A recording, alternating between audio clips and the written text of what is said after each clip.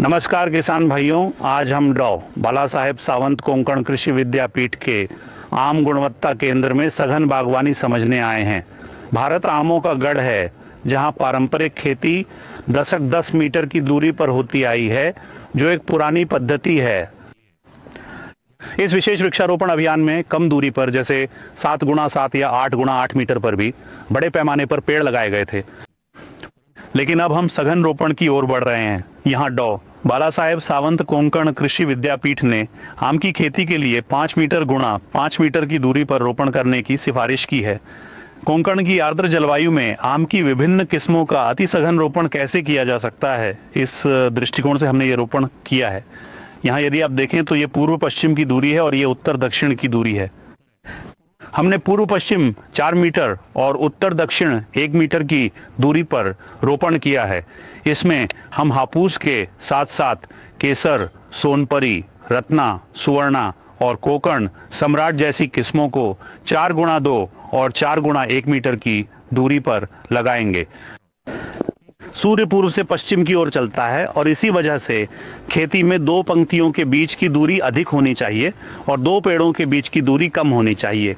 जब हम सघन खेती करते हैं तो हमें यह ध्यान रखना चाहिए कि पाइथागोरस प्रमेय के अनुसार यदि यह 4 मीटर है और यह 3 मीटर है, तो जो छाया पड़ेगी वह 5 मीटर पर पड़ेगी। ही 5 मीटर पर पड़ना रहे। अगर मेरी परछाई सामने वाले पेड़ पर पड़ती है तो उसकी प्रकाश संश्लेषण प्रक्रिया बाधित हो सकती है और इसका असर पैदावार पर पड़ सकता है, और इसीलिए हम पेड़ की ऊंचाई को ध्यान में रखते हुए 2 पंक्तियों के बीच हमेशा दूरी बनाए रखते हैं। ये जो हमारे पेड़ हैं, इनकी हमें समय समय पर नियमित रूप से छंटाई करना बहुत ही आवश्यक है। और जब हम इनकी छंटाई करें तो ध्यान रखें कि जब इन पेड़ों की लंबाई 1 मीटर तक पहुंच जाए, तब लगभग 70 सेंटीमीटर की ऊंचाई पर आंख के ठीक नीचे से छंटाई करें, ताकि उस आंख के नीचे वाले हिस्से से कम 3 नई शाखाएं निकल सकें।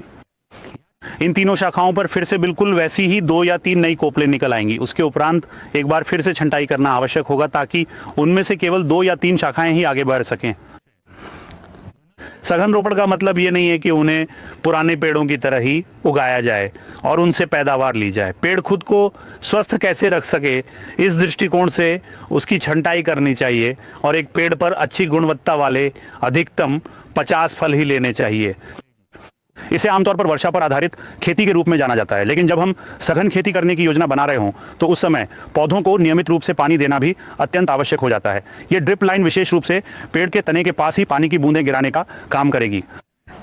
एक बूंद पेड़ के ठीक उत्तर दिशा में गिरेगी और दूसरी बूंद पेड़ के ठीक दक्षिण दिशा में गिरेगी, ताकि जड़ों का फैलाव उत्तर से दक्षिण की ओर हो सके और पेड़ की घनी छाया भी उत्तर से दक्षिण दिशा में ही पड़े।